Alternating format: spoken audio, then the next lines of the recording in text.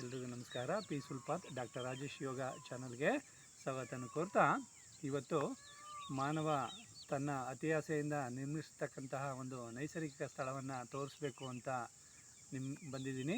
ಇದು ಬಿಡದಿಯಿಂದ ಸುಮಾರು 10-12 ಕಿಲೋಮೀಟರ್ ದೂರ ಇದೆ. ಸೀಪ್ಕಟ್ಟೆ ಅಂತಕ್ಕಂತಹ ಒಂದು ಗ್ರಾಮದಲ್ಲಿರ್ತಕ್ಕಂಥದ್ದು.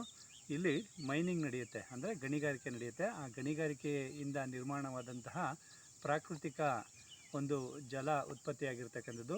ಅಲ್ಲಿ ಕೊಳ ಅಂತಲೇ ಕರಿಬೋದು ಇದನ್ನು. ಬನ್ನಿ, ಇದರ ಒಂದು ಸೌಂದರ್ಯವನ್ನು ಮತ್ತು ಇಲ್ಲಿ ನೀರಲ್ಲಿ ಆಟ ಆಡ್ತಕ್ಕಂಥ ದೃಶ್ಯಗಳನ್ನು ನಿಮ್ಗೆ ತೋರಿಸ್ಬೇಕು ಅಂತ ಹೇಳ್ತಾ ಈ ಒಂದು ವಿಡಿಯೋವನ್ನು ಮಾಡ್ತಾಯಿದ್ದೀನಿ. ಬನ್ನಿ ನೋಡೋಣ. ನೀವಿಲ್ಲಿ ನೋಡ್ತಾ ಇರ್ಬೋದು ಮನಮೋಹಕವಾದಂತಹ ದೃಶ್ಯವನ್ನು ನೋಡಿ ಹೇಗೆ ಕಾಣ್ತಾ ಇದೆ ಅಂತೇಳಿ. ಇದು ಕೆಳಗಡೆ ಇರೋದು, ಮೇಲುಗಡೆಯಿಂದ ವ್ಯೂ ಪಾಯಿಂಟಿಂದ ಈ ಒಂದು ವಿಡಿಯೋವನ್ನು ಮಾಡಿರೋದು. ನೋಡಿ, ಸುತ್ತ ಎಲ್ಲ ಬೆಟ್ಟ ಗುಡ್ಡ, ಅದನ್ನು ನಾವೇನು ಮಾಡಿದ್ದೀವಿ, ಎಲ್ಲವನ್ನು ಕೊರೆದು ಮಾನವ ನಿರ್ಮಿತವಾದಂತಹ ಒಂದು ಸ್ಥಳ ಇದು. ಅತ್ಯಂತ ಆಳವಾಗಿ ಬಂಡೆಯನ್ನು ಕೊರೆದು ಈ ಒಂದು ಜಾಗವನ್ನು ಮಾಡಿರೋದು. ನೋಡಿ, ಸ್ವಿಮ್ ಮಾಡೋದಕ್ಕೆ ಉತ್ತಮವಾದಂಥ ಜಾಗ. ಸರಿಸುಮಾರು 200 ಅಡಿ ಆಳ ಇದೆ ಈ ಒಂದು ಜಾಗ.